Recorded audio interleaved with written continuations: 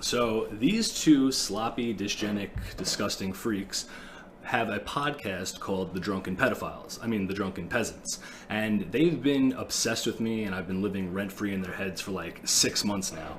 And I guess they first heard about me because they were looking up Stop the Steal rally stuff. They're like total leftists. They used to be associated with the Amazing Atheist guy, who was the guy who would make videos trying to convince people to stop believing in God. And then he had that scandal where he like shoved a banana up his ass. And these people are just as degenerate, and they're like, I guess they're, I don't know what their ideology is. I'm guessing they're kind of like leftist libertarian types or whatever, but they're complete degenerates, super low IQ. They would talk about me in their podcast all the time, and they would play my videos on their podcast starting like 6 months ago.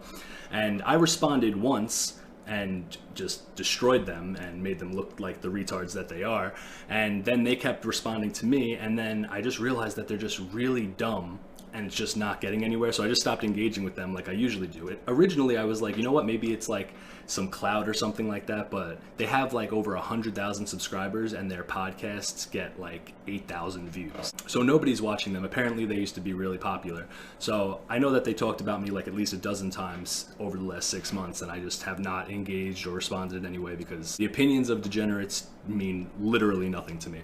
So the reason I'm responding now is because they brought Vosh on, or Fat Gay Retard, and he's also a disgusting leftist pedophile sympathizer, but he actually has autism, I guess, or I don't know, he's able to actually formulate sentences and actually have decent arguments sometimes, or at least make something that sounds like arguments, whereas these people are just completely low IQ idiots that have no idea what they're talking about at all. So I'm interested to see what this guy said about me, because apparently they're watching the book review. Out of all the videos I do, they're watching the book recommendation video. So I made a video about when I went to the Stop the Steal rally, and this guy right here, who looks like a morbidly obese Mark Cuban who's on hormone replacement therapy, I talked about how I was with my dad and my father-in-law, and he was like, dad and father-in-law? How does that work? Are they like gay together?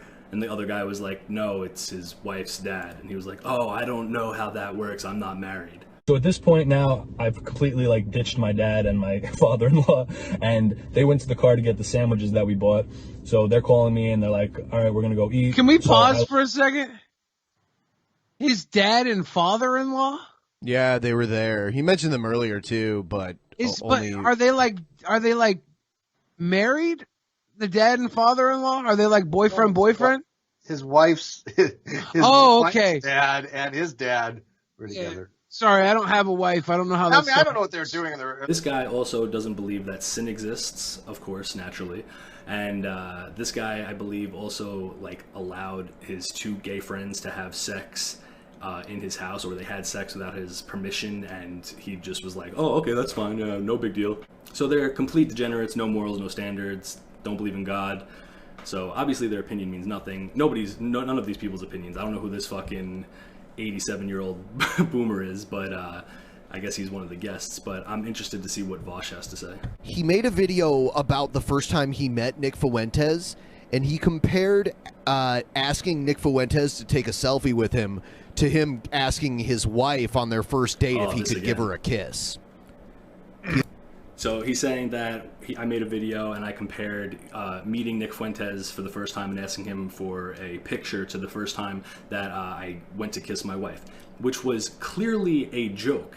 The context of that was that I was starstruck by Nick Fuentes and that I was trying to rile myself up to ask for a picture because I was nervous that he was going to say no. And I jokingly compared it to when I tried to kiss my wife for the first time.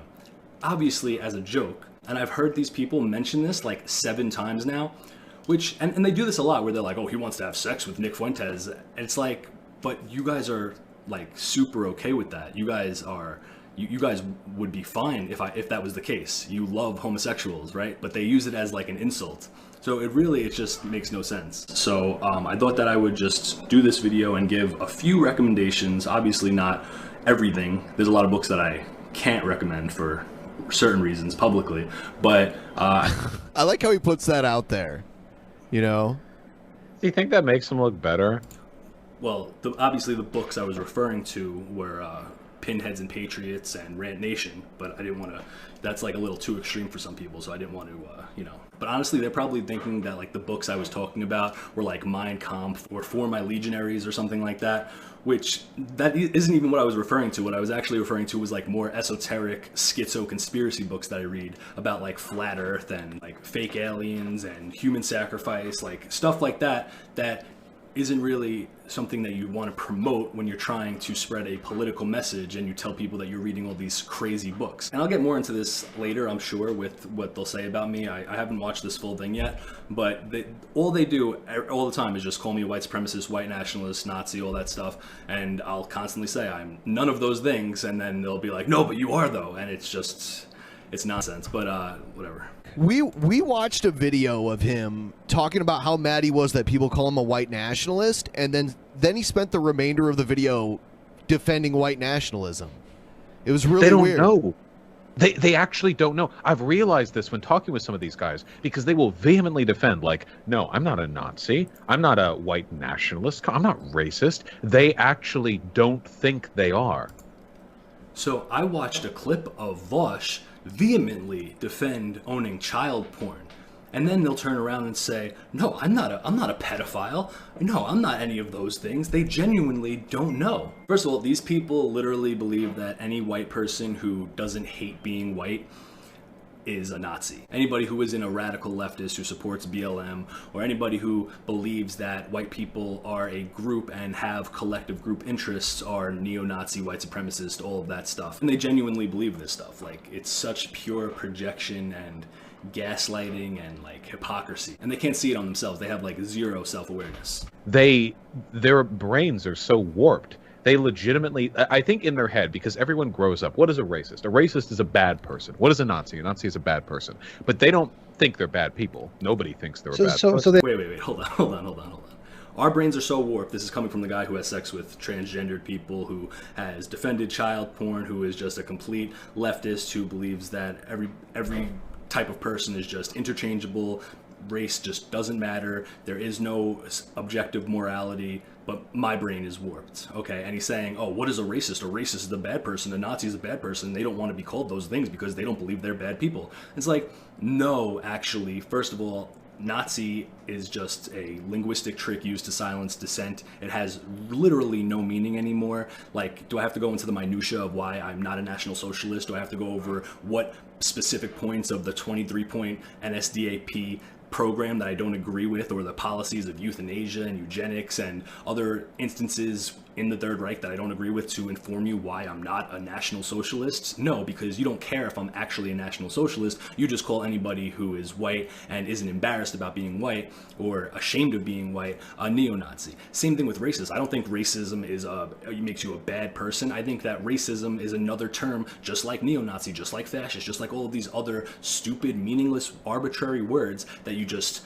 throw at anybody in place of arguments when you don't agree with them because they don't conform to your insane neoliberal, neo-Marxist worldview, whatever the fuck you are. What do you mean by racist?